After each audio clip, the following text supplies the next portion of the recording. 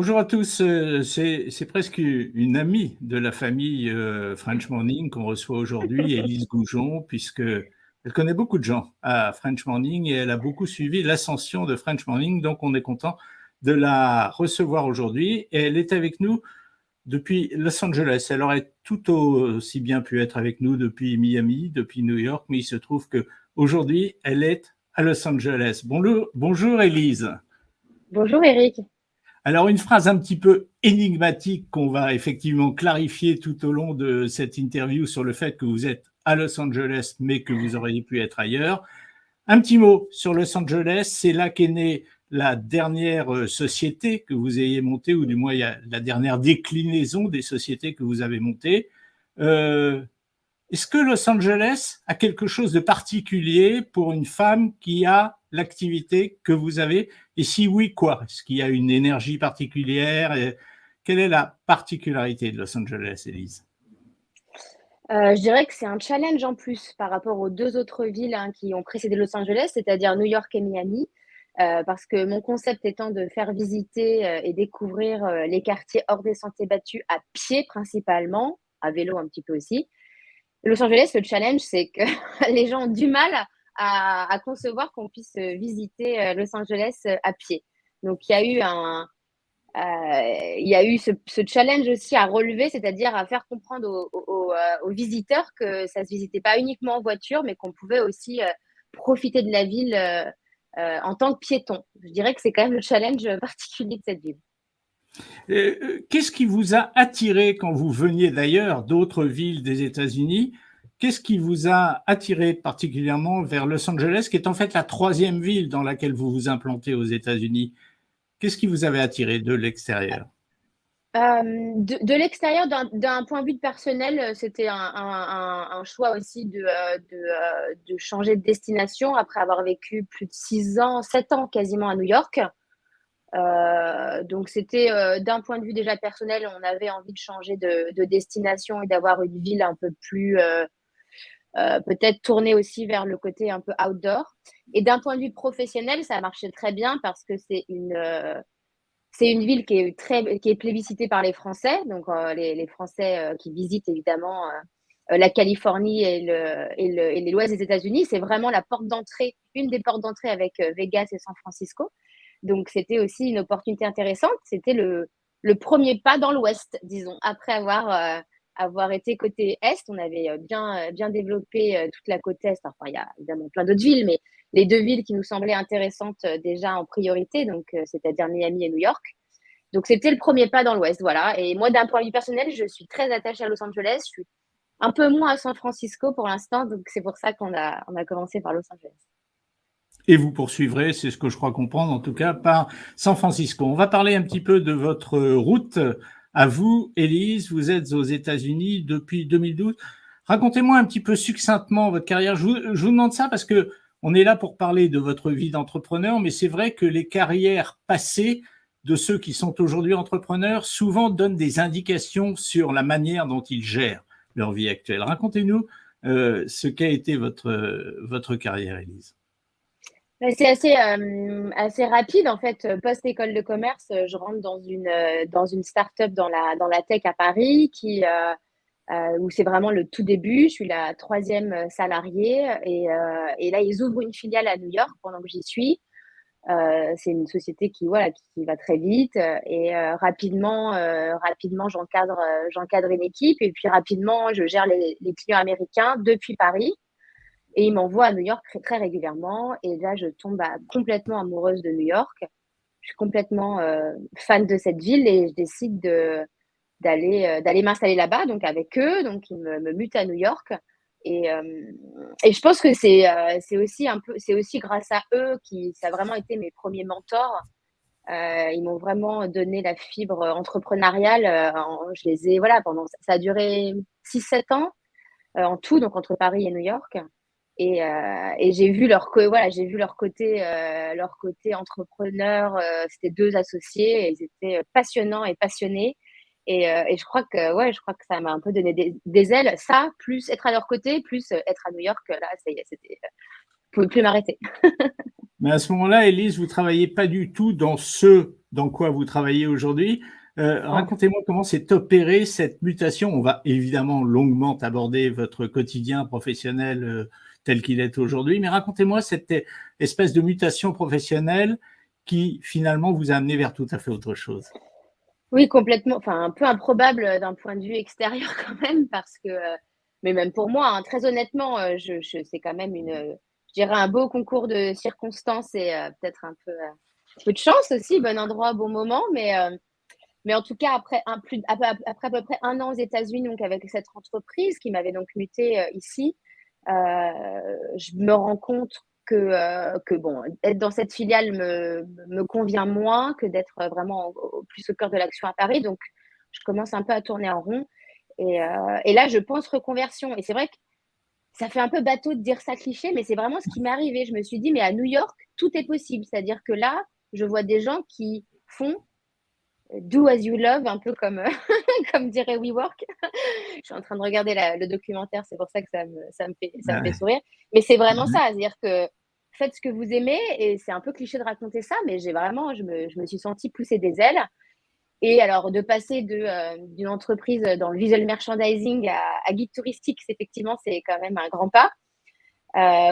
J'avais envie de me rapprocher de quelque chose qui était vraiment j'avais envie de transmettre en fait mon énergie et mon amour pour la ville de New York, donc cette ville adoptive. Donc, en fait, j'ai commencé à réfléchir à ce que je pouvais faire par rapport à cette envie. Et c'est vrai qu'emmener les gens en balade m'a semblé assez évident assez rapidement. On m'a un peu soufflé l'info. Des proches, en fait, hein. Mes proches m'ont dit, mais pourquoi tu fais pas ça? Et au début, j'ai eu le syndrome de l'imposteur, comme beaucoup. Et puis, j'ai passé ma licence de guide. Ça a permis de retirer un peu ce syndrome de l'imposteur. Et puis, j'ai commencé à monter mon site, j'ai les mains dans le cambouis, et puis après la machine s'est emballée assez rapidement, je dois dire. Je me suis pas trop posé de questions. C'est une chance d'ailleurs. Et donc honnêtement, j'avais pas vraiment de plan d'expansion. C'était un hobby que j'ai essayé de transformer en job, et ouais, ça a marché. J'ai de la chance. Mais vous savez, ce qui est marrant chez les entrepreneurs comme vous, Élise, c'est qu'il y a souvent des traits de caractère qui sont communs. Vous m'avez dit, je tournais en rond. Moi, je vous écoute parler. Manifestement, ça va vite. Vous êtes quelqu'un de rapide, de volontaire. Est-ce que vous pensez, finalement, tout ça, ça dénote une espèce d'impatience peut-être chez vous? Et est-ce que vous pensez que cette impatience, elle fait partie de la vie d'un entrepreneur? Elle est un des moteurs du fait de devenir entrepreneur? Oui, c'est certain. Déjà, en 5 minutes, ça fait 5 minutes qu'on se parle, vous avez déjà, vous avez déjà compris qui j'étais, que j'étais très impatiente. Ça me rassure pas tellement. On doit Ah, lire ça se voit, en moi ça comme se un voit livre pas mal. ouvert. Ça se voit pas mal. J'ai pas de mérite. Ouais, mais oui, oui, non, mais clairement, je pense que l'impatience, l'impatience et peut-être l'insatisfaction éternelle aussi, parce Ouais. je pense qu'en tant qu'entrepreneur, on est toujours insatisfait. On a l'impression que ça va jamais assez vite. Enfin, moi, j'ai toujours cette impression-là. J'ai l'impression que j'avance jamais assez vite, alors que quand on arrive à un peu se poser sur déjà tout ce qui a été fait, et en tout cas là où on voulait arriver, hein, je pense que tout le monde avance bien. Mais c'est vrai que cette impatience, oui, oui, complètement. Je pense que c'est un trait d'entrepreneuriat. Mais en même temps, est-ce que c'est pas un peu dangereux, justement, quand on est entrepreneur, c'est vachement fragile quand on démarre, forcément. Est-ce que être trop pressé, trop impatient, c'est finalement pas quelque chose dont il faut se méfier quand on débute dans l'entrepreneuriat? J'ai pas, j'ai pas, oui et non. Moi, c'est vrai que j'ai jamais vraiment eu ça m'a toujours réussi, l'impatience. Donc je peux pas vous dire le contraire, honnêtement. Mais certainement, certainement. Mais j'arrive pas à trouver d'histoire où ça m'a desservi. Pour l'instant, c'est vrai que d'être assez impatiente, ça m'a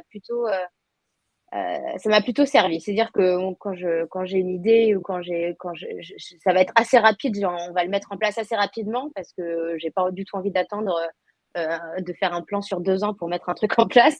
Et en général, ça fonctionne. Alors que pour l'instant, en tout cas, ça m'a réussi.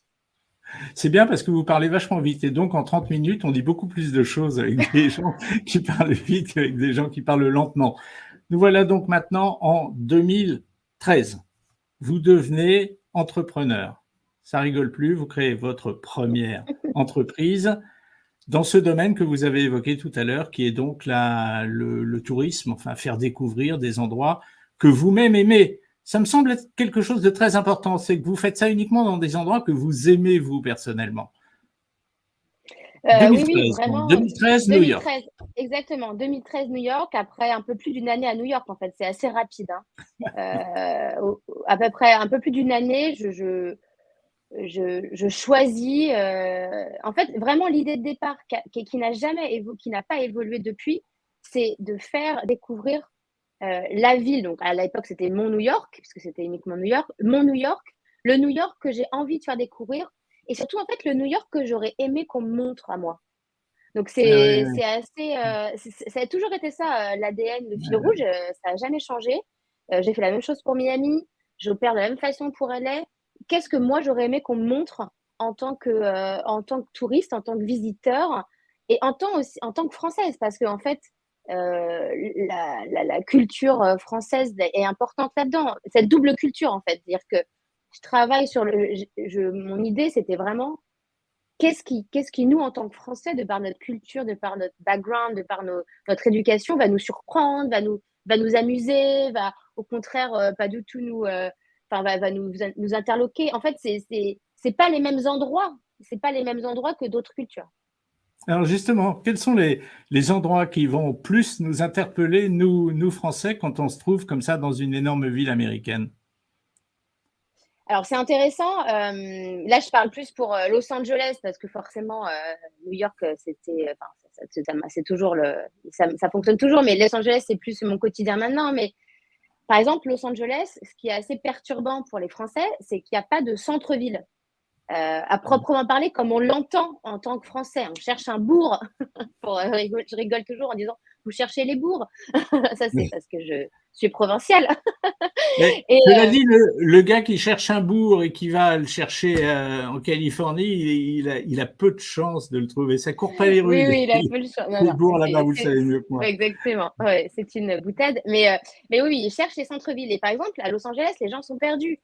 Il n'y a pas de centre-ville. Donc, il y a tout ce côté, essayer de comprendre un peu comment leur faire appréhender la ville en tant que Français pour que ça leur plaise aussi, pour qu'ils aient un bon souvenir de pour qu'ils voient en fait qu'ils s'attendent, voilà, qu'ils voient un peu ce qui va leur plaire. Parce que si on commence à les emmener à vadrouiller tout Los Angeles, qui fait quand même l'étendue, la superficie de l'Île-de-France quand on y pense en une journée, c'est compliqué, c'est compliqué. Les Français, ils n'ont pas envie de rester dans leur voiture dans les bouchons comme ça. Enfin, personne d'autre en même temps. Mais... Donc en fait, c'est un peu ce genre de logique que j'essaie de mettre en place. Qu'est-ce qui va les, eux, ils vont par exemple, les Français, ils vont pas, ça va pas être intéressant de leur montrer je sais pas, des malls, c'est n'importe quoi, des centres commerciaux, c'est vrai. Certains Américains sont quand même assez fervents de ce genre de trucs. Nous, pas du tout. On a envie de voir des petites boutiques, des marques qu'on trouverait pas en France. Donc, voilà, c'est un peu ce côté-là. Mais en fait, c'est pas si. Enfin, moi, c'est assez inné parce qu'en fait, ben, c'est ce dont moi, en fait, ce dont moi j'ai rêvé en arrivant à Los Angeles.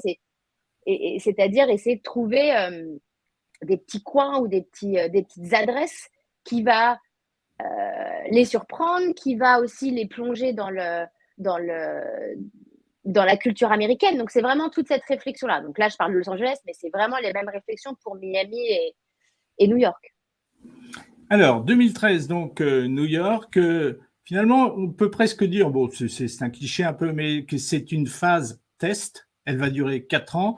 Et c'est pendant cette phase test à New York que vous allez vous rendre compte que finalement, votre projet, il est viable. Qu'est-ce qui vous permet tout de suite de vous rendre compte qu'il est viable? Est-ce que c'est un critère financier ou est-ce que c'est la flamme que vous voyez dans les gens à qui vous faites visiter, en l'occurrence New York? Bah, les deux, en fait, clairement. Ouais. Clairement les deux, parce que je pense que l'un va pas sans l'autre. En tout cas, moi, pour mon projet. Donc, j'ai été très rapidement rentable, profitable, très rapidement, au bout de 6 mois. Donc, ça m'a permis d'avoir de pouvoir grossir de manière hyper organique. à New York, donc avec une équipe de guides. Et aussi, effectivement, et moi, j'ai toujours, j'ai toujours un pied dans la production, j'ai toujours un pied dans les visites, en fait, hein, à Los Angeles. Alors, à New York, j'en fais évidemment plus depuis que j'y suis plus. Encore que, je dis ça, mais j'en ai encore fait quelques-unes parce que bon, c'est quand même ma ville de cœur et je la connais par cœur. Mais globalement, j'en fais quand même quasiment plus. Mais à Los Angeles, j'en fais. C'est-à-dire qu'aujourd'hui, là, demain, quelqu'un boucle le Visa Los Angeles, il y a quand même 9 chances sur 10 que ce soit moi. Et donc, il y a ce côté aussi où je vois la réaction des gens. Et c'est vrai que rien de plus gratifiant que de voir le client final tellement heureux et content. Et c'est vrai qu'à force à force de voir que les gens étaient ravis et le bouche à oreille qui a commencé à exploser, ça m'a donné des ailes. Et je me suis dit, mais pourquoi pas ouvrir une autre ville? Parce que c'est vrai que Oui. pourquoi? Et en plus, et en réalité, assez rapidement, on m'a posé la question. Ben Posé la oui. question. Mais vous êtes dans d'autres villes? Moi, je tombais un peu des nues. Non, pour l'instant, on est 3. On fait ça. Mais c'est vrai que moi, c'était un peu ça, quoi. C'est arrivé un peu avec l'opportunité. Mais Miami était un vrai choix quand même. C'était pas une ville, évidemment, au hasard. Mais c'est vrai qu'on m'a. Voilà, les deux. Donc, les deux pour répondre à la question. Je rebondis sur ce que vous me dites. C'était pas une ville au hasard, Miami. La question que je me pose, après, on va continuer de dérouler votre carrière, si vous le voulez, Élise. La question que je me pose, c'est quelle est, dans le choix des villes que vous faites, quelle est la part du personnel? J'adore cette ville. Ou est-ce que c'est une ville sur laquelle, justement, il y a beaucoup de choses à raconter qui sont différentes? Quelle est la part dans le choix que vous faites, quelle est la part du personnel et la part de l'attrait en termes de business, Je quoi? comprends. Ouais, ouais, non, mais c'est une question intéressante parce que la logique voudrait que ce soit le business quand même. Et en fait, pas tant que, enfin, évidemment, oui, forcément. C'est-à-dire que j'adore Woodstock, upstate New York, mais bon, Woodstock, upstate New York, on va peut-être pas non plus pousser. Non, Non, c'est peut-être une pas. blague, mais clairement, non, non, première chose, c'est le coup de cœur. Mais vraiment, et Miami, donc New York, évidemment, bon, c'est assez cohérent. Miami, c'est amusant parce que je raconte toujours cette histoire, mais qui est complètement, qui est vraiment qui est véridique. La première fois que je suis allée à Miami, j'habitais pas encore aux US et j'ai détesté cette ville. J'ai détesté. Et je Ouais. comprenais pas l'intérêt de cette ville. Bon, j'y allais pour le boulot à l'époque aussi, mais j'étais quand même restée quelques jours. On s'était quand même un peu baladé. J'avais détesté. Et en fait, on m'avait pas. J'étais restée dans un quart, vraiment dans 3-4 blocs qui sont quand même pas les plus intéressants de Miami, faut pas se mentir, autour de Lincoln, pour ne citer que. Et en fait, et plus j'y allais, donc de New York, évidemment, Miami, l'avantage, c'est que c'est très accessible. Bien Donc, sûr. j'y suis allée pas mal, évidemment, jusqu'en 2007, enfin avant 2007, avant l'ouverture. Et plus j'y allais, plus on me faisait découvrir, plus surtout j'avais des amis là-bas qui se s'installaient là-bas, qui m'ont fait découvrir. Et là, je me suis dit, mais oui, c'est comme ce que je fais à New York. Plus tu découvres hors des sentiers battus, plus c'est là où tu comprends le concept de cette ville. Et donc, Miami a été déjà une logique coup de cœur en disant, mais en fait, je me suis dit, mais je me suis pris d'une mission, il faut que je fasse aimer cette ville aux Français. C'est quand même Ouais. une ville qui est hyper intéressante et qui n'est pas forcément facile à aborder si on reste bloqué à la plage de South Beach, hein, qui est sympa, c'est une plage, mais c'est quand même pas Miami, quoi. La plage de South Beach, il y a tellement d'autres quartiers, tellement d'autres ambiances à voir. Et donc, c'était un peu mon idée. Et d'un point de vue business, l'intérêt que j'y voyais, c'était d'être sur le même fuseau horaire, d'une part, hein, évidemment, New Bien York, sûr, Miami. bien sûr. Et deuxième chose, c'est de coupler il y a puis il y a plein j'avais déjà pas mal de visiteurs que je voyais à New York qui me disaient qu'ils allaient à Miami après, par exemple, typiquement. Mhm. Surtout Ouais. enfin, en fait, non, toute l'année, j'allais dire hors Géoute, mais non, non, toute l'année. Donc, il y avait pas mal évidemment, de gens qui faisaient les deux destinations. Donc, il y avait, mais ça partait d'un coup de cœur. Réellement, à la base, ça partait plus d'un coup de cœur que de l'attrait business, même si l'attrait business disons, a confirmé le coup de cœur. Comme Los Angeles, ça aussi, c'est d'abord parti un coup de cœur aussi. New York a été rentable très rapidement. Quid de Miami? Est-ce que le succès est arrivé tout de suite aussi? Ben, alors, donc ouverture février 2017, Miami. ça a été un peu plus long parce que c'est plus saisonnier. Ça a été un peu plus long, Oui. mais en fait, l'avantage, c'est que, en fait, c'est la même société, évidemment, New York et Miami. Donc, l'avantage, c'est que là où Miami était pas rentable tout de suite, New York marchait très bien. Donc, c'est tout l'avantage de s'appuyer sur New York qui marchait bien. Donc, la société a toujours été rentable. C'est juste qu'effectivement, en regardant précisément, Miami a mis un petit peu plus de temps à décoller. Mais de par sa saisonnalité, plus qu'autre chose. Hein, donc, en fait, en ouvrant en février 2017, on a un peu raté la saison d'hiver. Mais après, il y a beaucoup de monde aussi l'été. Mais bon, voilà. Enfin, en tout cas, l'avantage, c'est que ça a permis de continuer dans l'élan d'avoir une deuxième ville. C'est vrai que ça a permis ça m'a permis aussi de prouver que j'avais pas physiquement besoin d'être dans une ville pour la développer. En tout cas, pas physiquement vivre dans cette ville. Et ça a pesé 2 ans plus tard, au moment de penser à Los Angeles. Bien sûr. Ça y est, c'est parti. Los Angeles, c'est la troisième ville. Ça fait 3 ans maintenant. Ça fait 3 ans. Alors, ça fait 3 ans, mais on a fait qu'une saison, évidemment, hein, Ben ouais, ouais, avec ce qui vous s'est passé en 2020, 2021. Donc, Covid, on a ouais. fait qu'une saison. Ouais, on a fait 2019, mais une belle saison. Donc c'était très. On était très optimistes hein, de faire une belle saison tout de suite à Los Angeles. Bah, évidemment, là, troisième ville, bah, là, il y avait quand même le challenge où je quittais New York physiquement. Donc, New York, quand même, voilà, ça c'était, fallait que ça roule sans moi présent. Puis ça a très bien marché. Donc, j'étais ravie. Et l'avantage, c'est que on a tiré le bénéfice commercial des deux autres villes. Hein. C'est-à-dire que les gens nous Ouais. attendaient. Hein. Donc, le jour où on a dit qu'on ouvrait à Los Angeles, c'est vrai que ça a été assez agréable de voir les demandes arriver assez rapidement. En fait, donc plus que pour Miami, ça s'est lancé beaucoup plus rapidement que pour Miami. C'est ça qui était intéressant. Mais ouais. Et comment fait aujourd'hui une jeune femme de votre âge qui travaille à la fois à New York, à Miami, et à Los Angeles? C'est quoi votre quotidien? Vous êtes basé à Los Angeles, mais j'imagine que vous faites de fréquents allers-retours sur la côte Est. Oui, bien sûr, mais j'ai surtout une équipe. Hein. Je ne suis pas toute seule. Hein. Je suis On pas va en toute seule. parler, on va en parler. D'ailleurs, il faudrait qu'on se dépêche d'en parler parce que le temps tourne. Eh ben, parlons-en maintenant. Donc, vous y allez encore, mais effectivement, Bien sûr, vous êtes j'y vais structuré aujourd'hui, encore, vous avez mais on des est équipes. oui. Hmm. J'ai une Allez. personne, moi, la structure idéale, parce que bon, là, on est post-Covid, donc on est encore un petit peu sous-staffé, mais ça va venir, mais c'est d'avoir une personne, une team leader, un team leader à New York, un team leader à Miami, et puis moi, étant donné que je suis à LA, je fais évidemment office de team leader, et j'ai une personne aussi en France. Donc en fait, on est 3 plus moi. Donc c'est vraiment l'idée, c'est vraiment la structure idéale qui fonctionnait très bien pré-pandémie et qui fonctionne à nouveau. Donc oui, je fais des allers-retours régulièrement, mais j'ai des équipes de confiance sur place qui, eux, évidemment, se chargent voilà, de tout l'encadrement des équipes, voilà, de la bonne, enfin, du fait que les visites se passent bien, enfin, des opérations, en fait. Hein. Donc, je suis évidemment Hmm. plus du tout toute seule depuis un moment. Alors, ça nous amène à parler justement de ce qu'est la structure entrepreneuriale aujourd'hui d'Élise Goujon. Combien de personnes? Quels résultats? Là, on est dans le dur. On est dans les trucs. C'est à vous de jouer. Moi, je ne sais rien là-dessus. Ouais. On est donc 3, donc ouais, on est 3 salariés. Donc j'ai une personne, personne de mon équipe en France. Et donc, comme je vous disais, une personne à Miami et une personne à New York, typiquement, vraiment, hein, dans chaque pôle. Et puis moi à Los Angeles. Donc, en quadrillant comme ça 3 fuseaux horaires, 3 zones horaires, ça nous permet aussi d'être bien présent niveau service client. Et, euh, et voilà, vous voulez que je vous donne mon revenu, c'est ça? Ben, ce serait pas mal.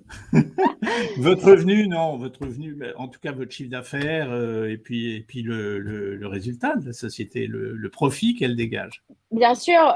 Donc en fait, donc la dernière vraie année, c'était 2019. Hein, nous, donc on peut pas. 2020-2021 n'a aucun sens évidemment puisque j'ai tout mis en Ben, pause. bien sûr, bien sûr. Et en 2019, on était à près de 750 000 dollars de chiffre d'affaires Ouais. pour un peu plus de 110 000 de profit.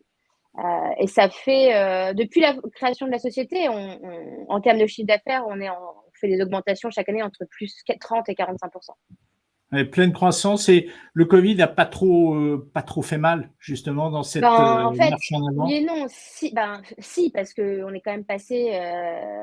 Si, bien sûr, ça nous a fait extrêmement mal dans le sens où on a quand même raté 2 années, il ne faut pas se le cacher. Bien sûr. Donc, on n'a rien pu. 2020-2021, ça a été extrêmement compliqué. Enfin, 2021, c'est pas vrai. Il y a eu la fin de 2021 qui a sauvé les meubles, mais globalement, ça nous a fait mal. Mais bon, moi, j'ai tout mis en pause. Tout était à l'arrêt, tout était en pause. On a fait le dos rond, hein. On n'a pas vraiment le choix. Bien sûr.